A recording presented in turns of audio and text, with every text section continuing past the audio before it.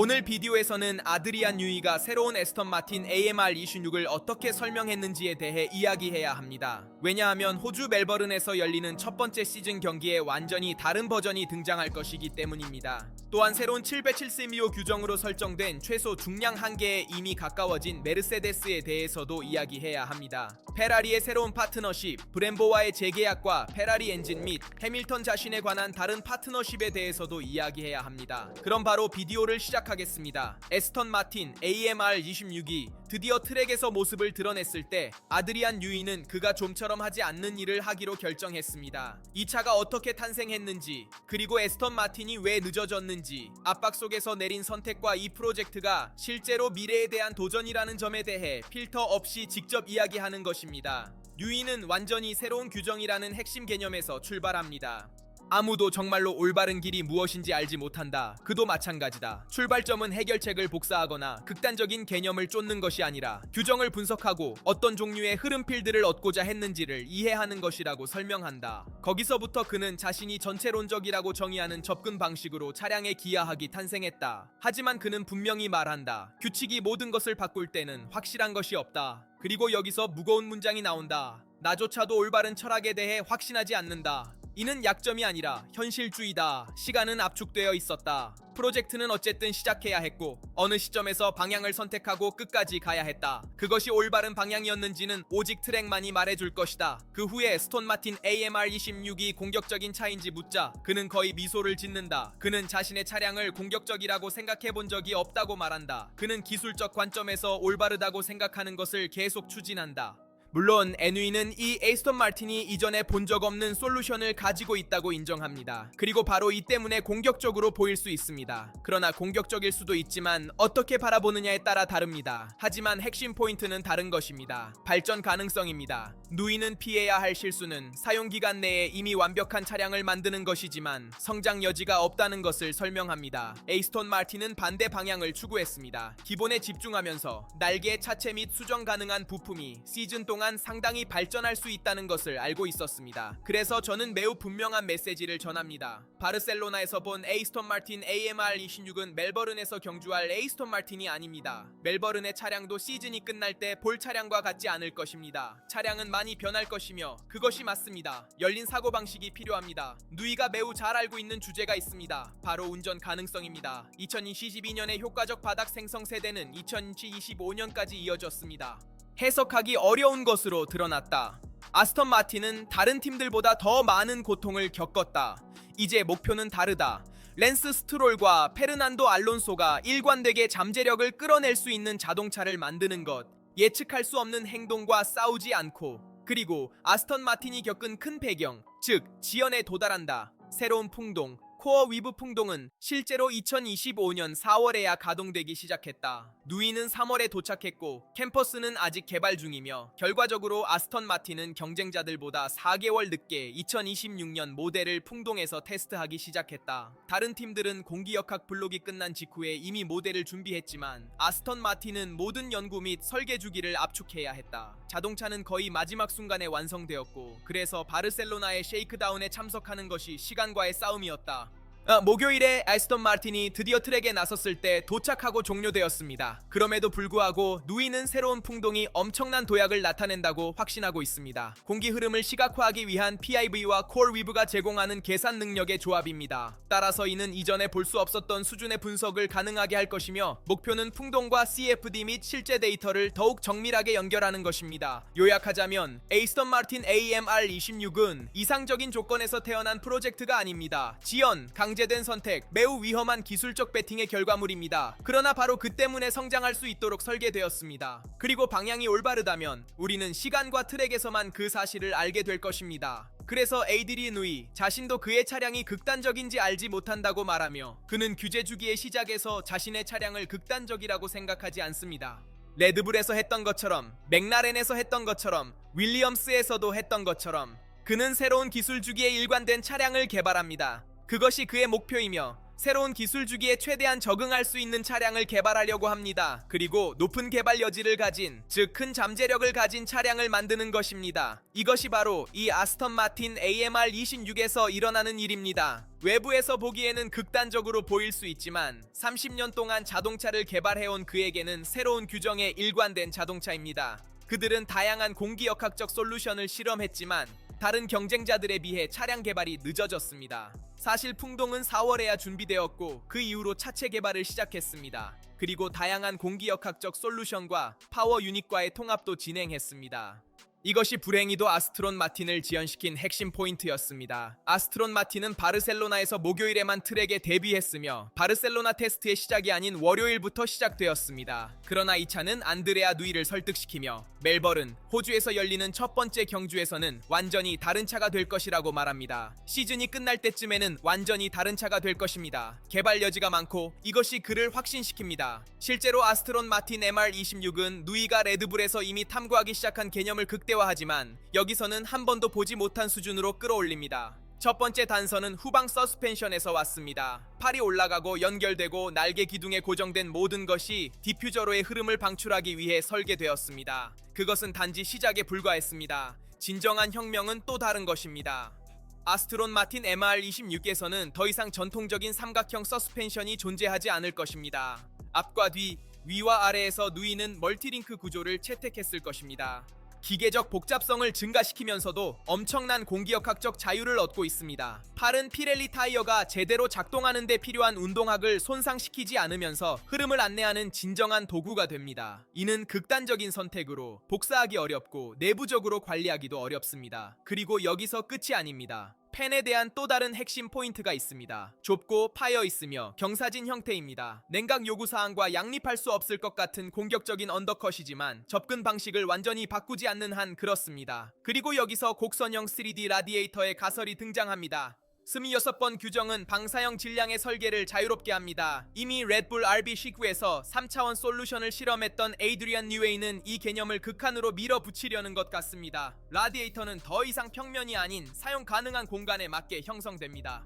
아스턴 마틴의 독점은 아닐 것이지만 지금까지 본 것 중 가장 극단적인 실현일 수 있습니다. 즉, 빠르게 복제되기 위해 태어난 것이 아니라 새로운 길을 만들기 위해 태어난 자동차입니다. 아스턴 마틴이 극단으로 나아가는 동안 윌리엄스는 반대의 길이 있지만 덜 흥미롭지는 않습니다. 사실 FV48의 렌더링은 질문보다 더 많은 의문을 불러일으켰습니다. 공식 이미지에서는 서스펜션의 핵심 요소가 부족하며 푸시로드도 풀로드도 명확하게 보이지 않습니다. 의도적으로 선택된 결정이며 신비감을 더합니다. 그러나 기술 데이터 시트는 몇 가지 단서를 제공합니다. 사실 윌리엄스는 전면에 풀로드 설계를 선택했으며 후면에는 클래식한 푸시로드가 메르세데스의 변속기 및 서스펜션과 함께 제공됩니다. 그리고 바로 전면이 완전한 자율성으로 설계된 유일한 영역입니다. 진정한 경기장이 되는 곳에서 제임스 울프는 에이드리안 뉴이의 작업에 대한 감탄을 숨기지 않습니다. 창의적이고 극단적이며 디자이너가 다루기에는 거의 불편한 정의지만 윌리엄스 FB48이 자신만의 정체성을 가질 것임을 분명히 하며 그러한 급진적인 수준까지는 나아가지 않을 것입니다. 흥미로운 세부사항은 설계보다는 팔의 위치와 상부 삼각형이며 윌리엄스에서는 과거와 다르게 스톤 마틴처럼 극단적이지는 않지만 여전히 독특할 것입니다. 바르셀로나 테스트를 외부에서 관찰하며 제임스 울프는 그에게 인상 깊었던 세 팀을 지적합니다. 파워 유닛에 대한 레드불, 일관성에 대한 페라리, 그리고 즉시 견고한 패키지를 제공하는 능력에 대한 메르세데스입니다. 명확한 메시지, 2026년에는 통합이 승리할 것이며 단일한 기발한 아이디어가 아닙니다. 바로 여기서 윌리엄스도 중요한 역할을 하게 되며 그들은 이를 공개적으로 인정합니다. 우리는 코너에서도 열기 엔진의 노래를 들을 것이며 저속 기어와 필요한 경우 더 높은 회전수, 주행 중 배터리를 재충전하기 위한 연료 사용을 경험할 것입니다. 결국 에너지는 전체 레이스를 커버하기에는 부족하지만 이를 잘 활용하는 사람이 승리할 것입니다. 이는 확실합니다. 따라서 이 훨씬 더 복잡한 하이브리드 관리 방식은 드라이버들이 운전 스타일을 조정하고 팀들이 샤에시, 파워 유닛 및 전자장치를 완벽하게 통합하도록 요구할 것입니다. 한 서브 시스템에서 실수를 하면 전체 패키지를 잃을 위험이 있습니다. 아스턴 마틴은 기계적 및 공기역학적 개념을 한계를 넘어 밀어붙이고 있습니다. 반면 윌리엄스는 극단적인 접근 없이 스마트한 솔루션을 찾고 있습니다. 결국 모두가 이 새로운 포뮬러 1 시대에서 자신만의 길을 찾으려 하고 있습니다. 최근 제슨 버튼이 아스턴 마틴의 앰베서더가 되었다는 소식도 들려옵니다. 이는 그리 놀랍지 않은 움직임입니다. 제슨 버튼이라는 영국 드라이버가 영국 팀의 앰바서더로 가는 것은 자연스러운 일입니다. 그리고 제슨 버튼은 아스턴 마틴의 아드리안 유얼 관리와 로렌스 스트롤과도 매우 가까운 관계입니다. 하지만 같은 페르난도 알론소에게도 팀의 드라이버입니다. 그래서 그는 익숙한 환경에 놓이게 됩니다. 하지만 우리는 메르세데스에 대해서도 이야기해야 합니다. 왜냐하면 메르세데스 B7를 공식 발표했을 때 많은 사람들이 외관에 집중했지만 그 직후 발표된 숫자들은 훨씬 더 흥미로운 이야기를 들려주기 때문입니다. 진정한 메시지는 자동차가 어떻게 보이는지가 아니라 얼마나 무게가 나가는지, 그리고 특히 얼마나 가벼운지입니다. 메르세데스 AMG 파워 유닛 포뮬러 연 MC7 및 퍼포먼스는 이미 규정 한계인 185kg의 건조 중량에 도달했습니다. 정확히 연맹에서 요구하는 최소 중량입니다. 완전한 모노포스트는 772kg로 선언되었으며, 따라서 드라이버와 물, 오일을 탑재한 상태에서 허용된 최소 중량인 760kg 트라보다 겨우 4kg로 더 무겁습니다. 이것은 페라리 SF26과 마찬가지입니다. 이 데이터는 시즌 초반의 해석을 상당히 변화시킵니다. 몇 달 전만 해도 2026 규정에서 요구하는 30kg을 줄이는 것은 거의 불가능해 보였습니다.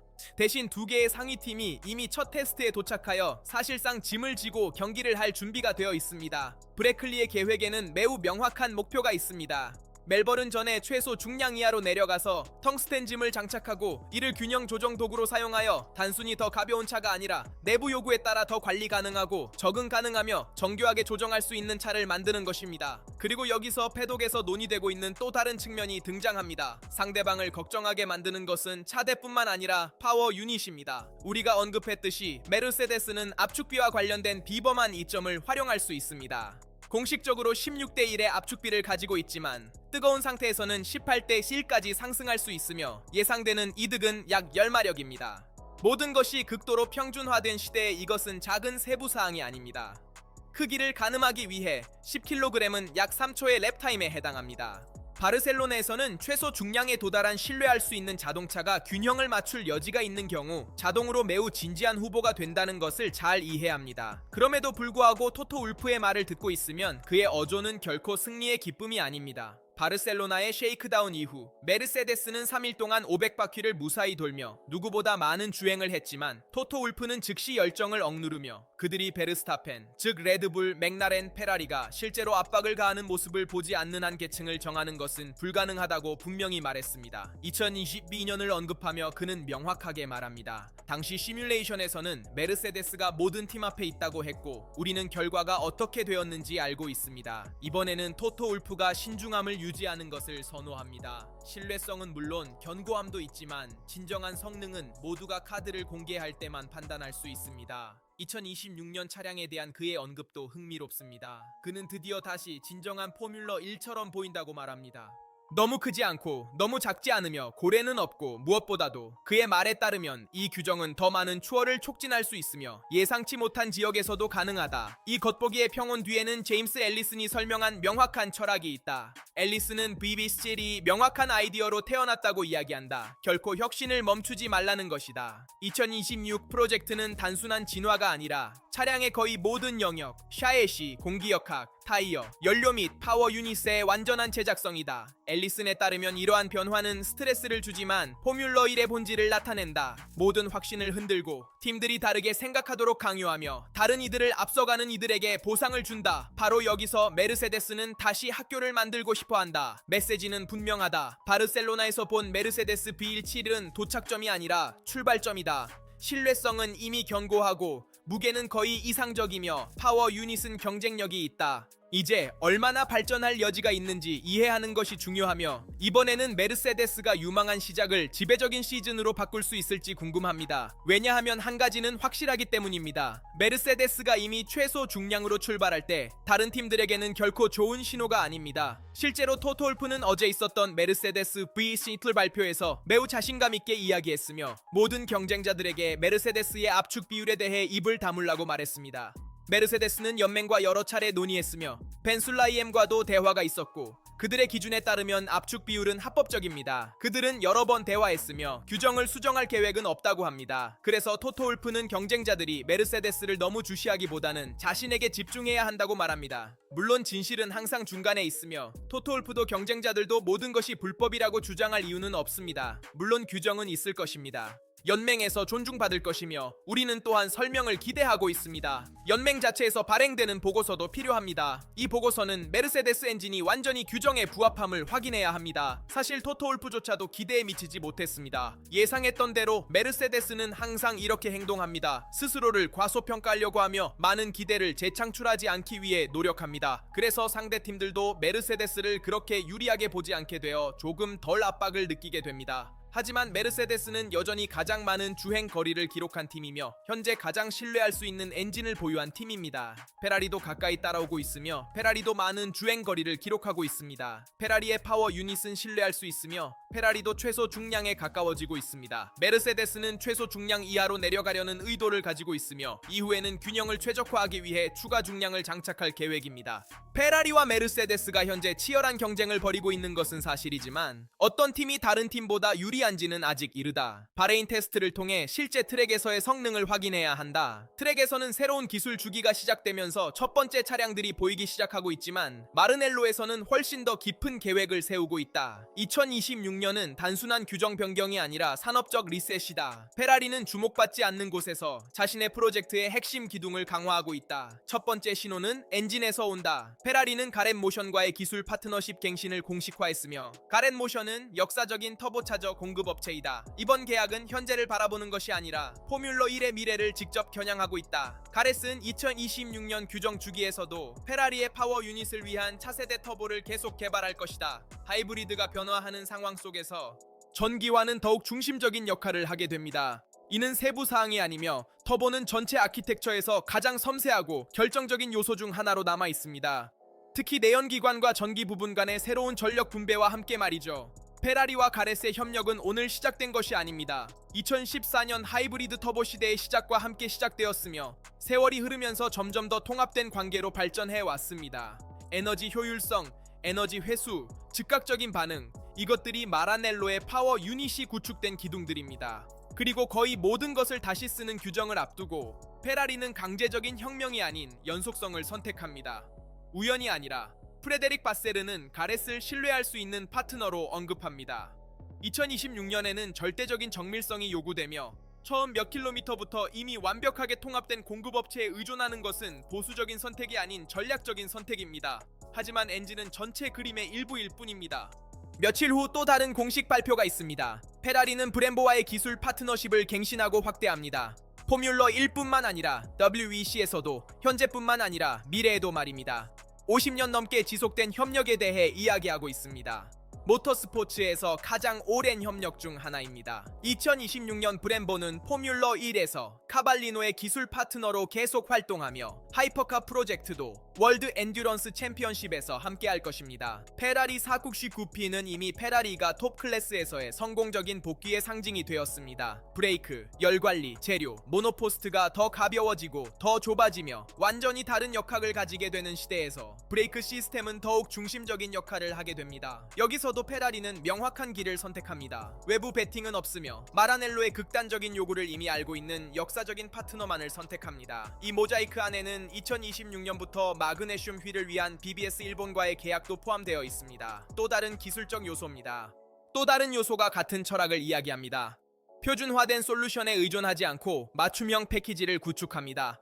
페라리가 기술 프로젝트를 강화하는 동안 인간적인 측면에서도 변화가 일어나고 있으며 이는 패독에서 가장 무거운 이름과 관련이 있습니다. 실제로 신뢰할 수 있는 소식통에 따르면 루이스 해밀턴이 그의 오랜 매니저인 마크 하인즈와의 새로운 이별에 가까워지고 있다고 합니다. 이번이 두 번째가 될 것입니다. 두 사람은 이미 2021년에 분리되었고 메르세데스에서의 성공적인 몇 년 후에 2025년에 해밀턴이 페라리로 이적하면서 다시 합쳤습니다. 이제 2026년 월드 챔피언십을 앞두고 파트너십은 다시 끝에 이른 것 같습니다. 하인즈는 재구성에 따르면 올해 한 번째 팀으로 그리드에 데뷔하는 캐딜락에서 새로운 역할을 맡게 될 것이라고 합니다. 이별이 완전할지 아니면 해밀턴의 스포츠 사업을 관리하는 프로젝트 44 내에서의 관계가 유지될지는 불확실합니다. 하지만 한 가지는 분명하다. 긴장감이나 균열에 대해 이야기하고 있지 않다. 그리고 여기서 상황이 마무리된다. 한편으로는 페라리가 기술, 공급업체 및 2026 프로젝트의 기초를 보호하고 있다. 다른 한편으로는 해밀턴이 트랙 밖에서도 자신의 생태계를 재편성하고 있는 것처럼 보인다.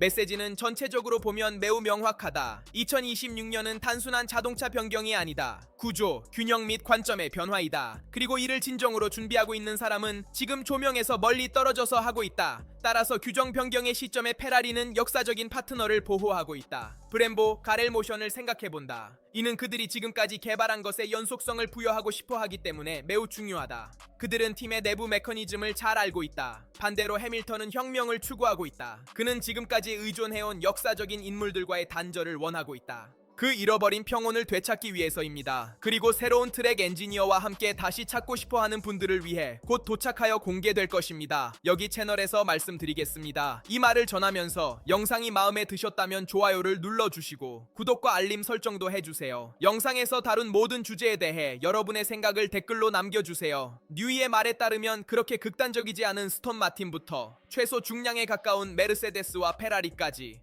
그리고 페라리의 새로운 파트너십 문제와 해밀턴의 오랜 매니저와의 분리 문제에 대해서도요. 모두 궁금해하실 것 같습니다. 읽어보면 모두에게 답변이 될 것입니다. 여기까지입니다. 다음 영상에서 뵙겠습니다.